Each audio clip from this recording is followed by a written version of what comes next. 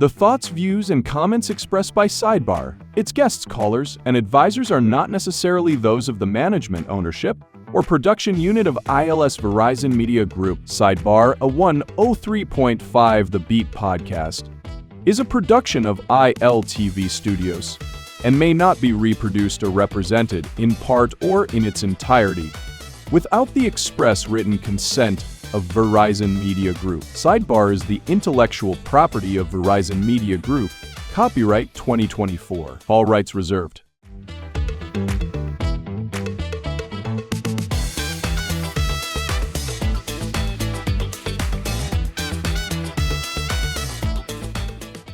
Welcome to Sidebar, 103 to Be podcast, powered by ILTV. I'm Stephen Hanna. So it's a rant. I have generally, for I'm going to say the past 5 years, steered away from any political content. Like anything that was truly political. Occasionally here and there I may comment on something that the government has done. Aside from, when I'm doing work for the government. But I stay away from political things because I've expressed this before, that I do feel as though if the people who are driving the car are reasonable or sensibly minded people, that we should be fine. And there is no real reason to interrogate those persons as heavily as we often do. But there is a reason to interrogate the systems and the structures and the people who actually have enough power to tell the government no, for example, right? The people who aren't paying their fair share. Those are the people we should be interrogating. And those people they tend not to be elected officials. They tend to be persons outside of that. And so for a very long time, I have not spoken about political things directly. However, as we enter this last lap of whatever, as election dawns upon us, there is a couple of things, right, that is making me reconsider my position in that regard.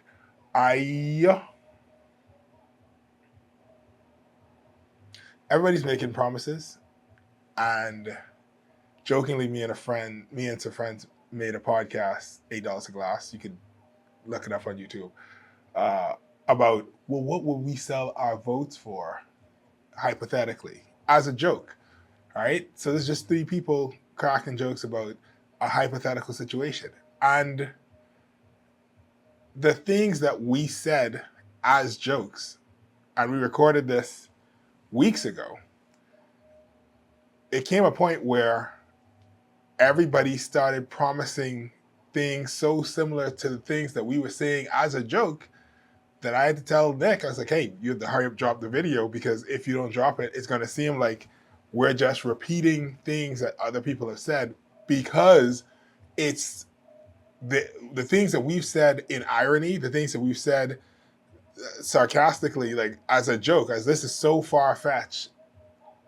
People are like, that's a great idea. And they didn't steal it from us. Like, the thing is, maybe they are, I think we both are coming from a similar place where we can both see this is something that people would want, but we diverged in saying how realistic it is, how damaging it is, and how it may be problematic.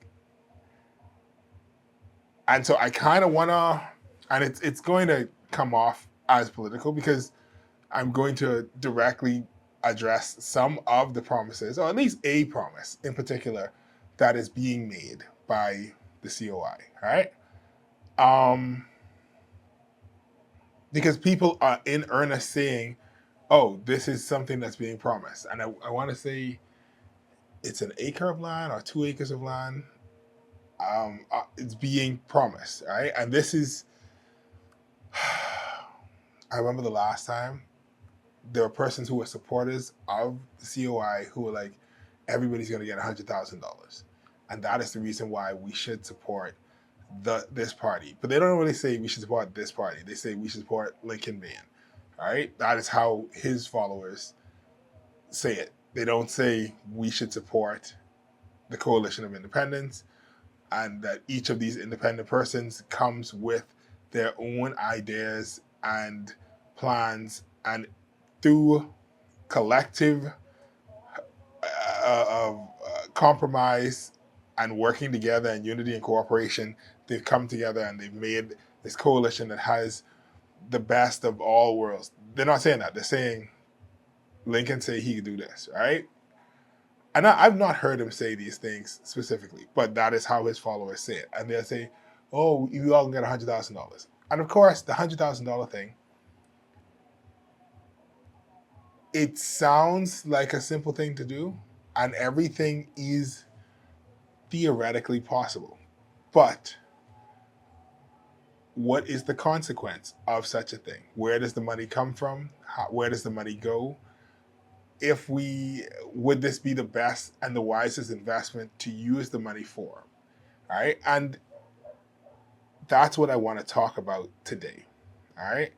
These promises, specifically the land promise. Although now that I'm speaking it and walking through it, the land promise and the money promise both have similar, very clear problems that I can see coming.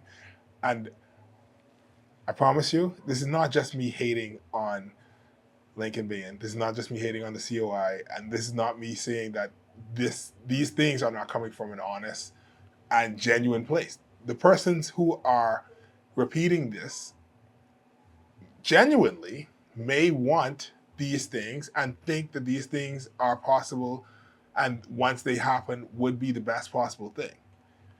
And everything is possible. But what is the consequence of that thing? Basically, I want to talk about promises.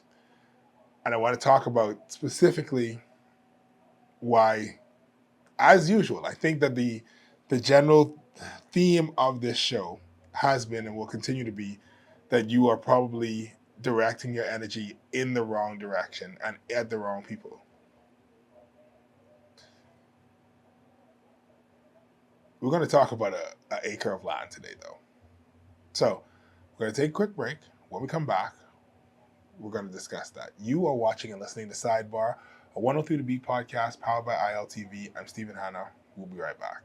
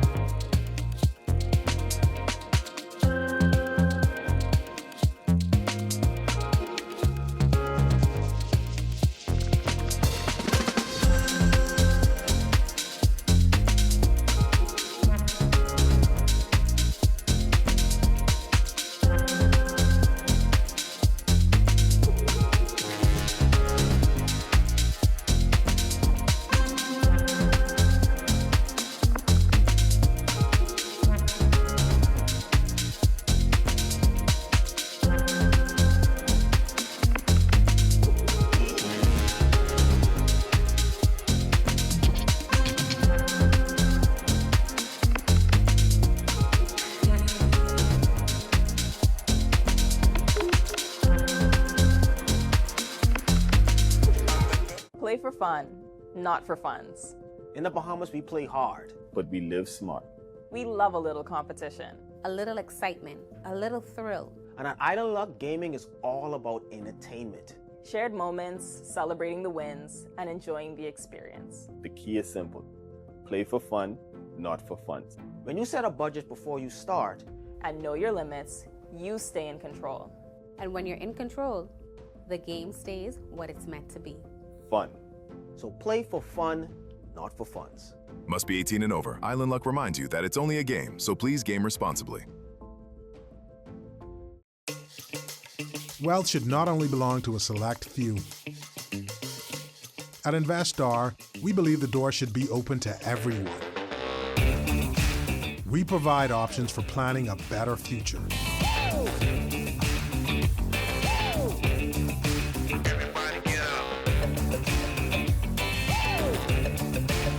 Our investment funds are designed to assist you in reaching your long-term financial goals.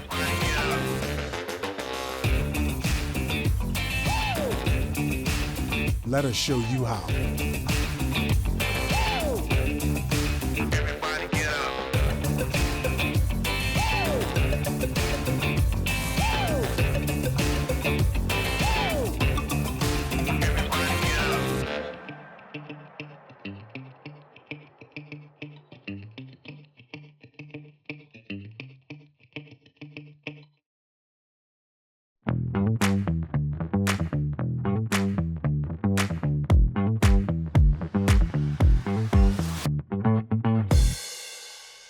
Welcome back to Sidebar 103 B podcast powered by ILTV. I'm Stephen Hanna, and today I'm sitting alone in this room ranting about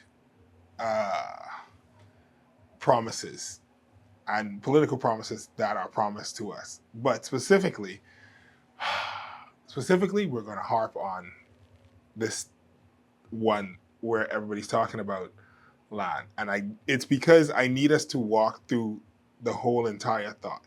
And here's the thing, while I'm doing this with the COI's promise or plan, this is the process that you should be doing with every plan and promise that is given to you. All right? Anytime somebody says, when I get in power, I'm going to do X, Y, and Z, you should walk through the process of saying, well, why hasn't it happened before? And a lot of us will easily say the reason it hasn't happened before is because the people in power presently do not have the political will to do it. They're afraid to do it. They're corrupt. They're evil. And all those things might be true. But it also might be something else that's preventing them from doing it. And you say, okay, what if they aren't evil and corrupt and cowards and all these different things? Well, what could be stopping them? Could it be, what is the consequence of this thing? So that's what I want to get into first, right? So let's say, once again, I've never heard anybody who holds a actual executive position in the COI say this acre of land thing. So I'm going really by hearsay from what I hear followers of the party say, right? Or followers of Lincoln say. And how much is an acre, right? You think an acre is a lot because it sounds like a lot because it's an old-timey word and it's like an acre of land. But an acre is like, if it's a square, it's like 200 feet by 200. Well, it's not 200 feet. It's like 208 feet by 208 feet, right? All the way around. And that's going to be pretty much like the average size yard inside maybe Garden Hills or Golden Gates, two of them combined. So like a double lot type situation, right? Somewhere around that size. Like acre sounds massive, but it really isn't that massive. It's just that we're unfamiliar with the term, all right? I mean, it is big, especially, in this world where people don't have an acre of land or people don't even have a sliver of land. So who am I to disparage the size of an acre, right? But the fact that an acre is a actually reasonable amount of land sounds like this should be a thing that is doable. It sounds like this should be a thing that, well, what's the problem, Stephen? If it's not that big a piece of property, and we know that we have access to this much property, whether that is through crown land, whether it's through land that the government can take back through various means, eminent domain, the government could literally just say, hey, for the purposes of whatever we need this for the good of society, I mean, that's really the loophole for everything. The government could just say, hey, for the good of society, and then do whatever they want.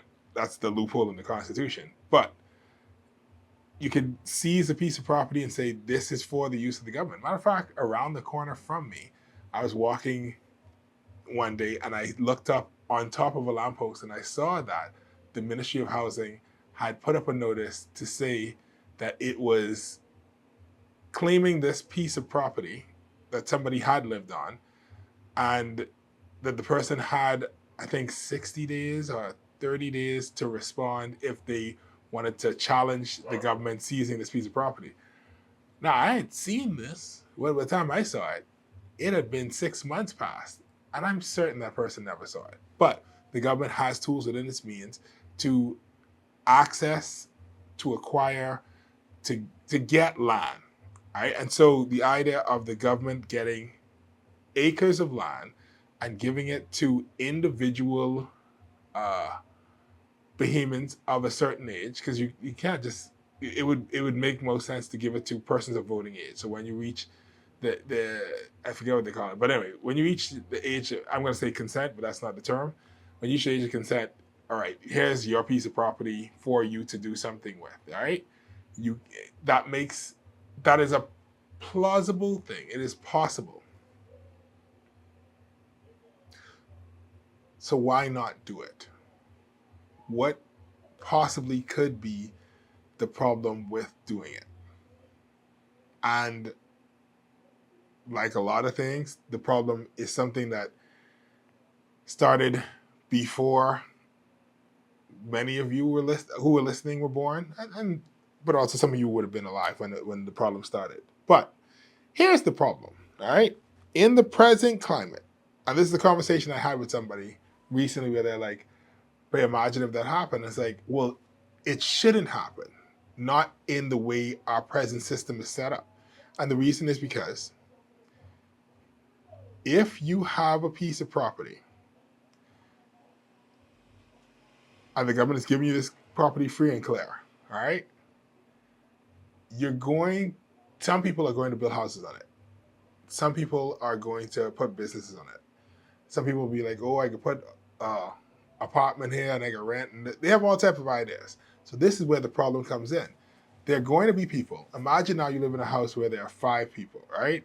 There are 2 parents and 3 kids. They all live in a house. So they have a shelter already. The government gives everybody in the house an acre of property.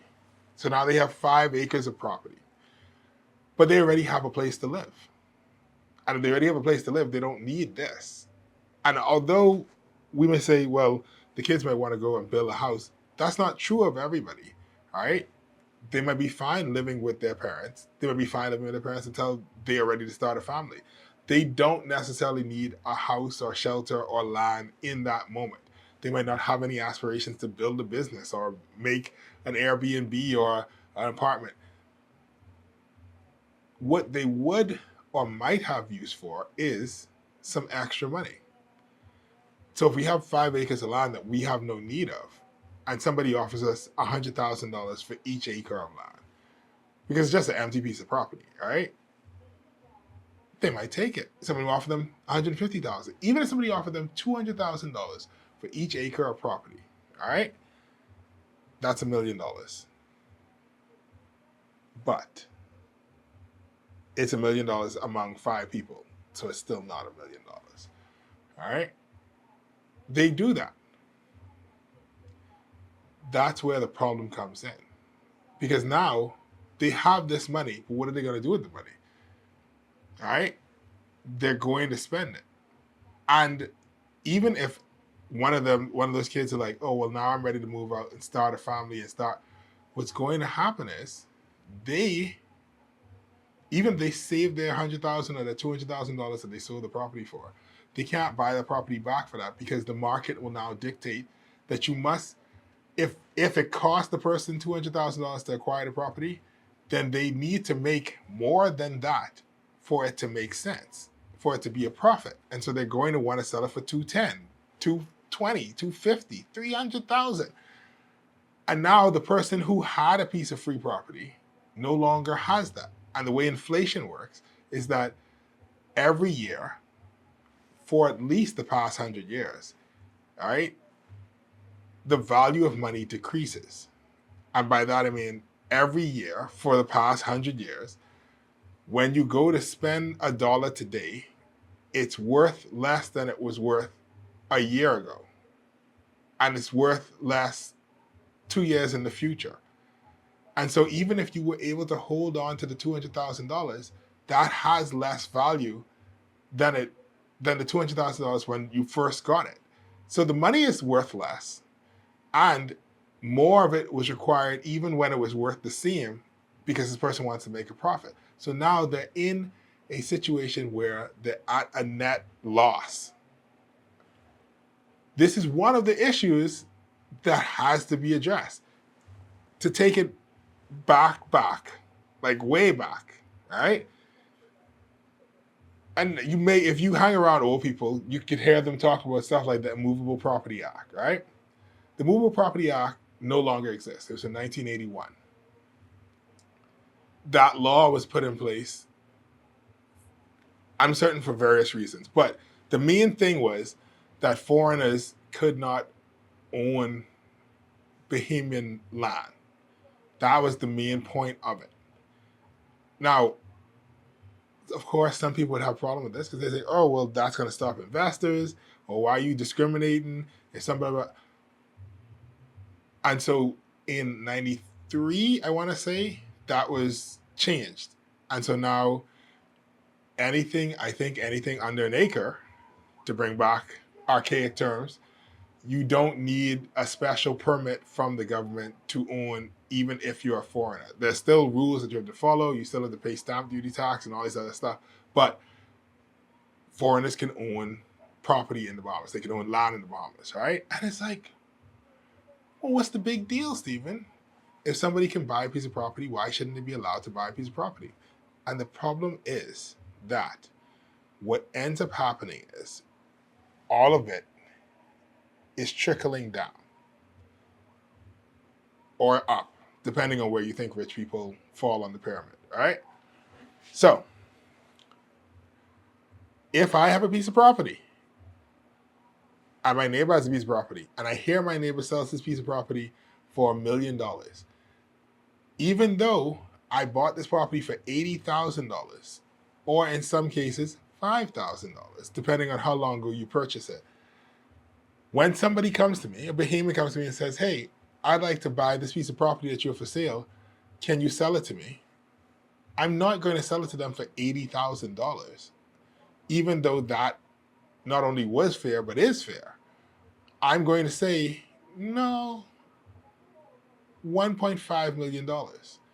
And this causes the price of property in various areas to creep up and creep up and creep up until it is not feasible for the average Bahamian to have access to their property because they can't afford it. Easton Road used to be a part of Fox Hill. The people who live on the interior of Fox Hill used to live on that main road. It's not to say that no one in there can afford it, but the average person who lives in Fox Hill definitely cannot afford a piece of property on Easton Road anymore, right? Because the property value and the property cost creeps up and creeps up. And of course, there are Bahamian millionaires who can afford that. But there are more millionaires in the world than there are in the Bahamas. And for various reasons, they purchase a second home, and now the market is all askew. This is another thing you have to take into account. But in addition to taking that into account, where the property value is going to be fluctuating all over the place, well, not fluctuating all over the place, fluctuating up. To go back to the point of everything is going to consolidate in one area. The best example I can think of is one that was I've heard before, right?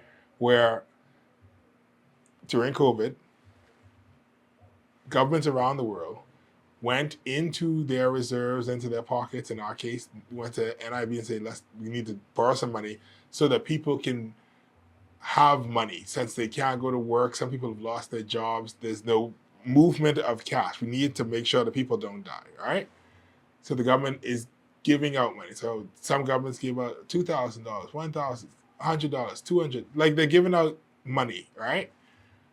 Now, what was done with this money that was dispersed amongst the average person. You probably used it to buy groceries, right? Maybe, I doubt you paid the power bill, but let's pretend you're like, I have to pay the power bill. Like, the power can't cut off. So you paid the power bill, you paid the groceries.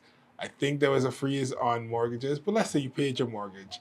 You paid all the things that you need to survive in life. But none of those things got you richer. The people who own the things that you're paying for, they got richer. So the person who owns the food store got free money. The government gave you money and you bought groceries, and it consolidated with somebody who's already a multi-millionaire. The government gave you money and you paid your rent or your insurance, not just your rent or your mortgage, and it consolidated with somebody who already owns a piece of property. You don't, all right? Because you're paying a mortgage, you technically don't own it yet, all right? So those persons who are already on that end, who already have got more, who do you think is going to be able to buy all these free acres of land when the government gives it out? It's going to be people who already have a loose 200,000, a loose 50,000, loose 500,000, because they probably already own property or land. If it isn't a company, if it's an individual, they already have something.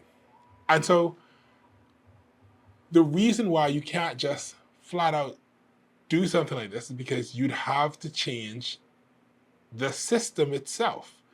There are other laws and there are other steps that would be required for something like this to happen, right? You can't.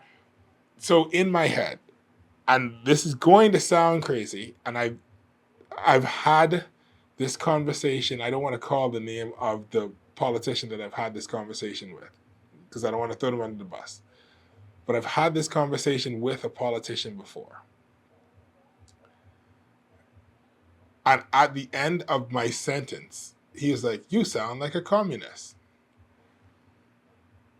The only way something like this can work is if, when you give out acres to individuals, there are rules that stipulate what allows you to have it in your possession and how you can use it.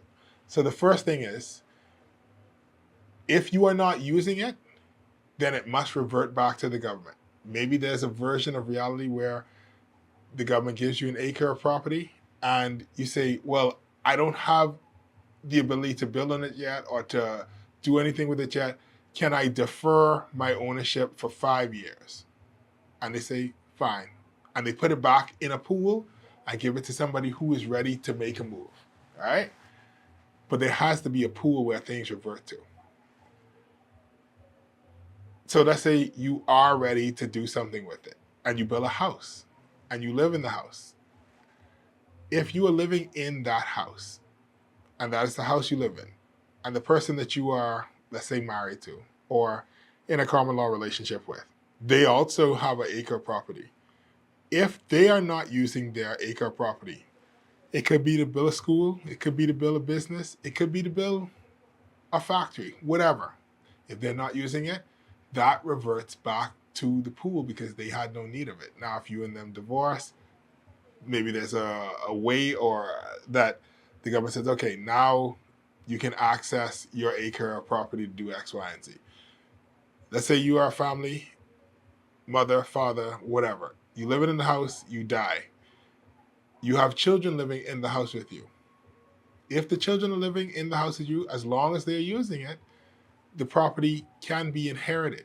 However, if you die and your children are adult children and they have their own property and they live elsewhere, it has to revert back to the pool. And this is a very different way of thinking, because when people think of land and property, they're thinking of this is an asset that I can hold and it gives me value. But the only way that this works, because we have a limited amount of property, even though we say we have enough, but we have a limited amount, and we cannot allow it to be used in the way that present property is being used, where it can flow from the hands of the people who need it to the hands of the people who can just collect it until and wait until the right time to sell it. That can't continue happening. So you would have to have a situation where the property cannot be used as an asset for money. It cannot be used as collateral. You are holding it in trust of the government, or the government is holding it in trust of you. One of the two, right? You can use it, and as long as you're using it, it's yours to do whatever. The moment you stop using it and your children are no longer using it, it has to go back to the pool for other persons. And people say, oh, that ain't fair. But that's the thing. That is the most fair. That is the most fair way to make something like that work. Now, here's the other problem. If you do that, that would collapse the local real estate market. I mean, don't get me wrong. The local real estate market is primarily focused on selling property to foreigners and persons who make 7 to 8 figures a year. They're not really concerned about me and you. However, as every bit counts, there are some people who are millionaires who would qualify to have an acre of property granted to them by the government, and they'd be taken out of that market. And that's going to affect local real estate persons, whether that's companies or agents or individuals, however you wish to frame that. And as a result, you're going to get a lot of pushback from people who are very wealthy who will have a problem with that. What does that look like? What is the consequence of that? Will somebody find a way to say, well, you can't do that because if you do that, it's unfair to these people and those people? They put it in court, and now we have a problem where, well, is it legal for us to only give this property to these persons and not these persons, whether it because of maybe they're just naturalized, maybe they're residents and not citizens, maybe they are citizens, but they just get, like it's a myriad of reasons why somebody could suddenly say, well, why are we giving it to them? We shouldn't give it to them. What about these people? Any number of reasons. And then what about the persons who are not citizens at all? They just live here and they're like, well, this is unfair to us. We feel like we're being biased against because we paid $5 million to this piece of property and the person next door to us has an acre of property and they didn't pay anything. All they pay is VAT on the property, and that's it. All they pay is real property tax, and that's it. And now we have a problem that is a real problem because you change too many rules too suddenly. Investors are going to start to get squeamish. They're going to say, well, what's happening? These guys they're making too many very sharp, very revolutionary ideas happen overnight.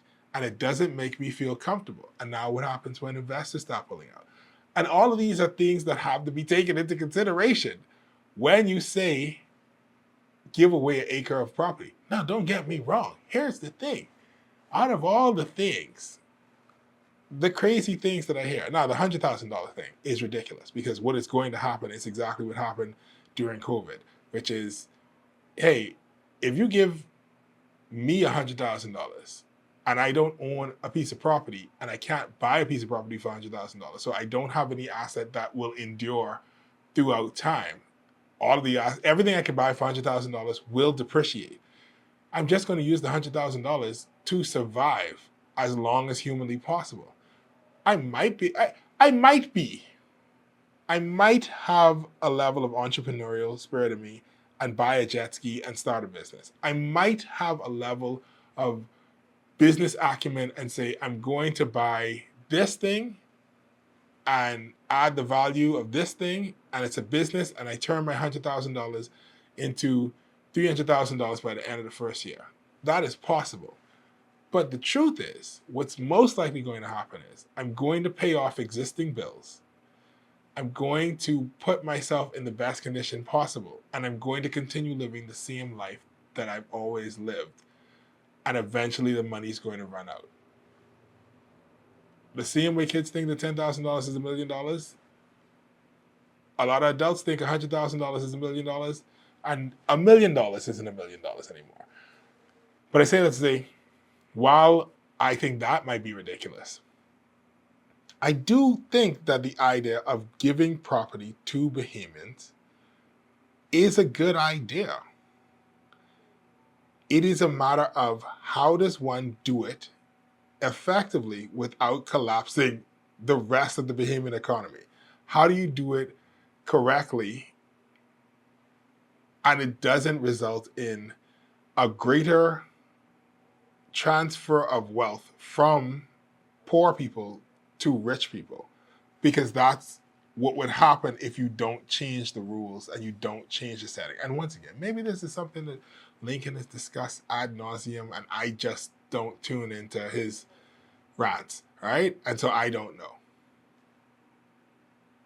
But no one who's ever given the point to say, we're going to get $100,000, we're going to get an acre of land, has ever said, and this is how. So I don't think that they know how it is possible. I think it just sounds good, but it's not been interrogated. And you have to be able to interrogate these things, because if you don't interrogate it, my friend, like you end up giving away money. And when I say you don't want to transfer wealth from poor people to rich people, the government does not exist, but it also exists. The government is a representation of the people. We give our authority over to the government and they wield it on behalf of us. Crown land, although it's the crown, it doesn't belong to King Charles, it belongs to us. We're here, we're using it. We give the government permission to decide how the land is used, as opposed to each of us having to come and decide it every day, okay, this land will be used for this. Hey, we think you guys are smart, you guys made the decision, and the government is making those decisions on behalf of us. So now if the government decides to give money away, that is our money that the government is giving away. If the government decides to give land away, that is our land the government is giving away.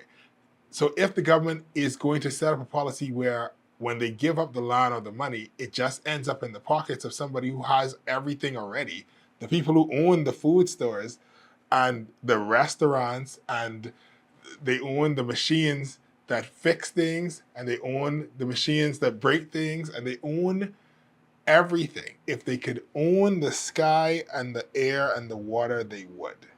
Some of them do own the water. But it is the government's role, is the government's responsibility to prevent that from happening. We can't just have it be a situation where here's the land and it just slides over into the hands of rich people. But I do think it's a good idea for every Bahamian to have access to property to use.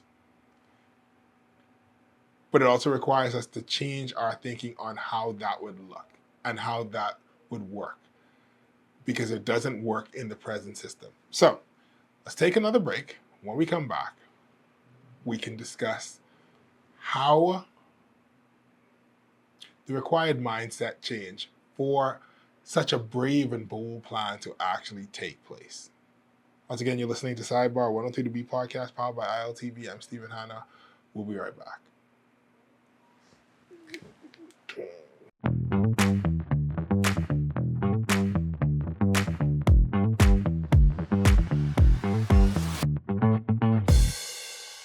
Welcome to Paradise Premium Foods, where exceptional taste meets everyday convenience. Right in the heart of Hurricane Hole Plaza, whether you're planning a beachside brunch, an intimate dinner, or simply restocking your favorites, we offer only the finest selection of local and imported goods, handpicked for quality, freshness, and flavor. At Paradise Premium Foods, shopping is effortless, service is personal, and every visit feels like a treat. From gourmet meals to go to organic essentials and indulgent treats, this is your neighborhood market elevated. Live well, eat better. Discover Paradise Premium Foods, now open at Hurricane Hole Plaza, Paradise Island. Paradise Premium Foods, taste the difference.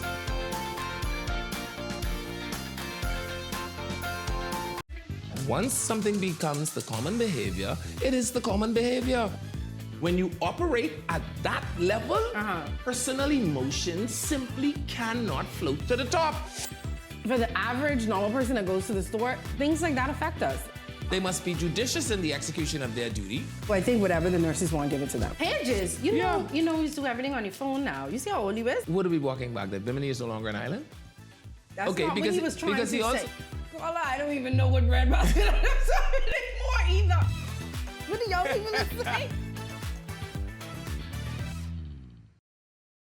The race to 2026 is heating up, and the nation's voice is louder than ever. Here on Beyond the Headlines, we're checking the mood, the momentum, and the message of the people. I'm Shanique Miller. Each week, we're taking the temperature of the electorate to see what's really driving the nation. Who's connecting? Who's cooling off? What issues are heating up ahead of 2026? This is Temperature Check 2026, where journalism meets the nation's heartbeat.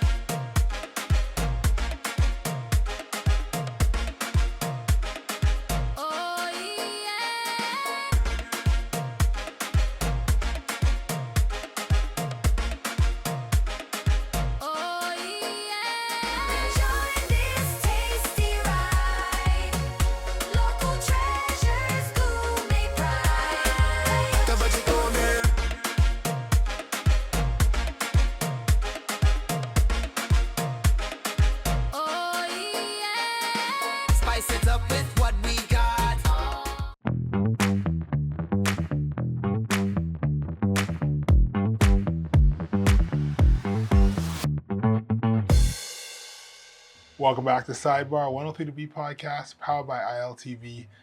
I'm Stephen Hanna. Today, we are talking about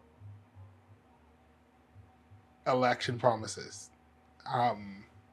Specifically, we were and are talking about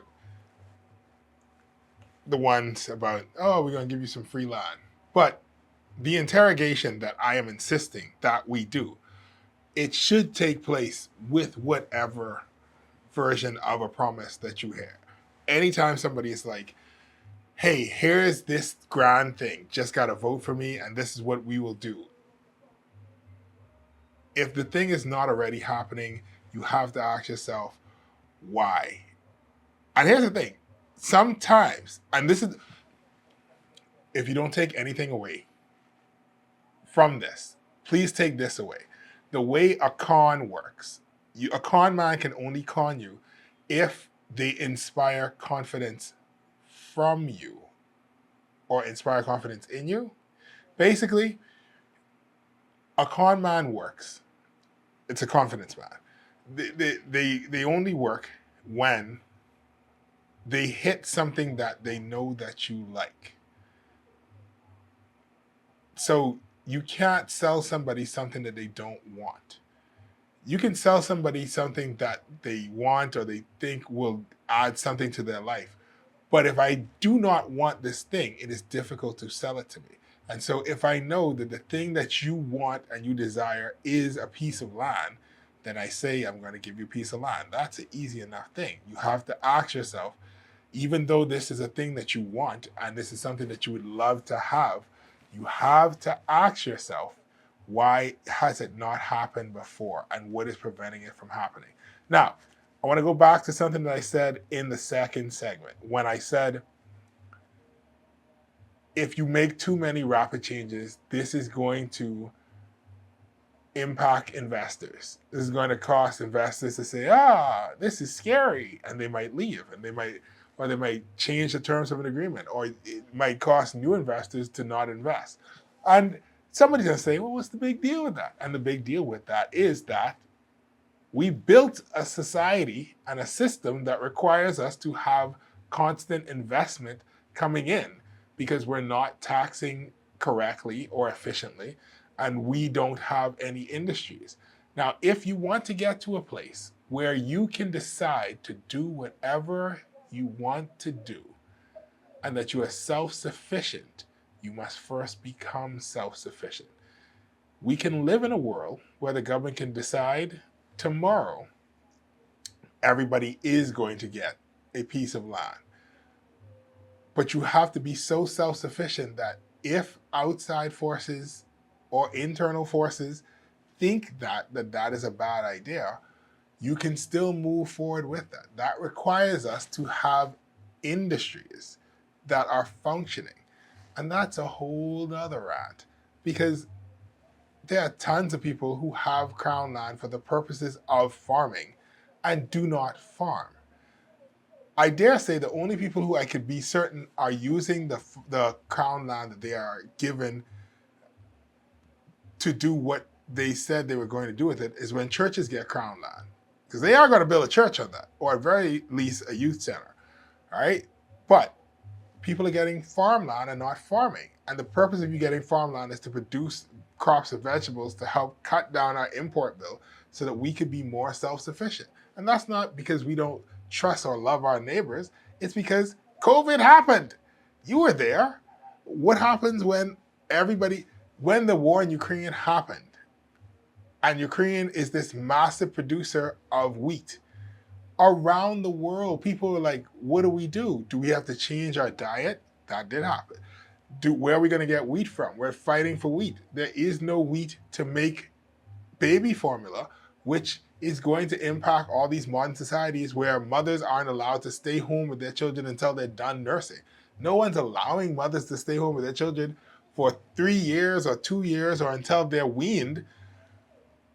And so they need baby formula, and if there's no wheat, we can't make baby formula. And so this one little thing throws off everything. But now if we have something that could supplement our need for wheat, another COVID hits, another war breaks out, it doesn't impact us as much.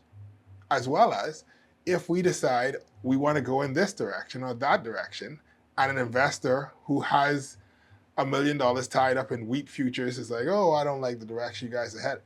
It's fine. We have something to supplement, but it requires us to build industries. And building industries isn't just saying you're building industries. It is when you are given a piece of property to grow food, you grow food on the property. And if you know somebody who has a piece of property where they're supposed to be growing a piece of food and they're not growing food, then you report them. And then when that person goes and says, oh, I know this person, I know that person, they go to all the government ministries and they threaten to burn everything down, and they try to use their political power to retain ownership of these properties where the government gave it to them just to grow food, but they're not growing food.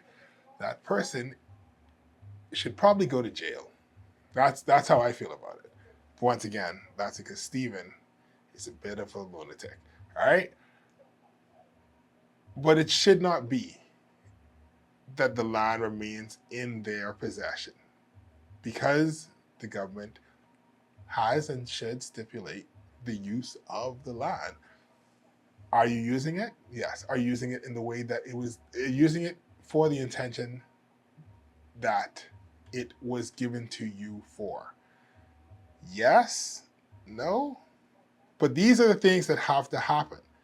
And those things, you might be saying, well, I don't know anybody who owns a piece of property or has been leased crown land from the government for such a purpose. I don't know. We all know somebody.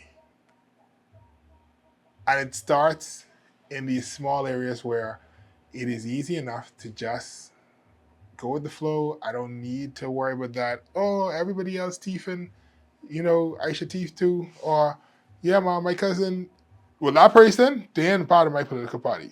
They just do foolishness. But there's people who are part of my political party. I can talk about how they got the contract to sweep, but they ain't sweeping. They got the contract to clean the verges, but they ain't cleaning the verges. They got the contract to paint this building, but the building ain't paint in 4 years. They finally painted it because it's good. Actually, no. Everybody gotta hold their own people accountable, hold yourself accountable, hold your family accountable. You cannot want something that you are not qualified for, first make yourself qualified for the thing, and then we can argue, then we can squabble.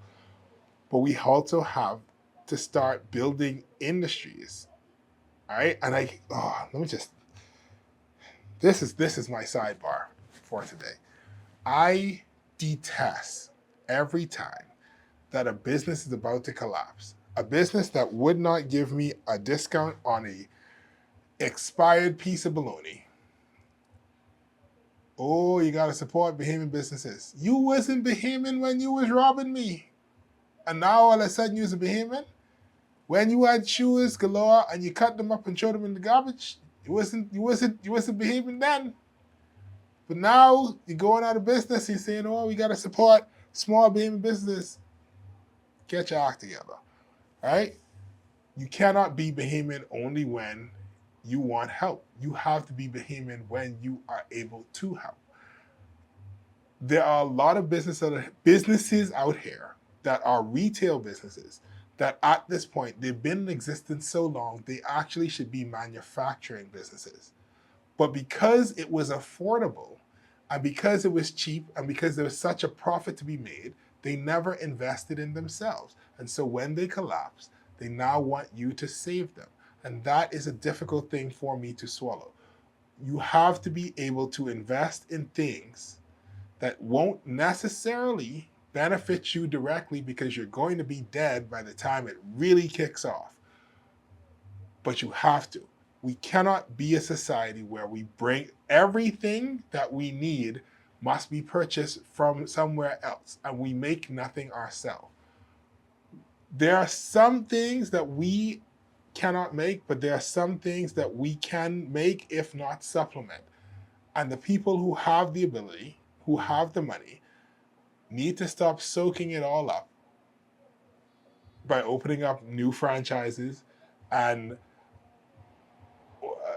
renting. And I'm going to build another Airbnb. I'm going to build another shopping plaza so I can make commercial rent. I don't even want to make residential rent anymore. They have to stop. And they have to actually invest in things that are going to take the country forward. When that starts happening, and that is more of a cultural and a social issue, but when that starts happening, then we can start talking about giving out $100,000 and giving out acres of land and giving single mothers $200. We can talk about all the promises. Until then, what we're doing is, because even if you were to do these things, which I don't necessarily believe will happen, but even if you were able to do those things, you are just throwing money in a fire, hoping that the money extinguishes the fire, and not that the money is actually feeding the fire. Once again, this has been Sidebar, 103 to Beat podcast, powered by ILTV. I'm Stephen Hanna, True God Still.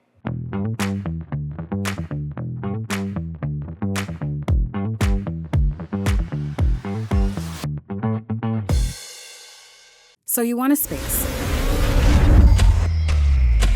but not just any space. You need something with a little more potential. So how about 1,000 square feet of room to play with?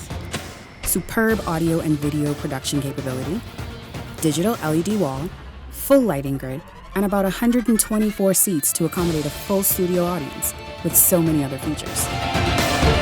Make us your home for your next concert, conference, and so much more. Honestly, the possibilities are endless. Here at ILTV Studios, we'd love to bring your next event to life. So what do you say? Do you want our space?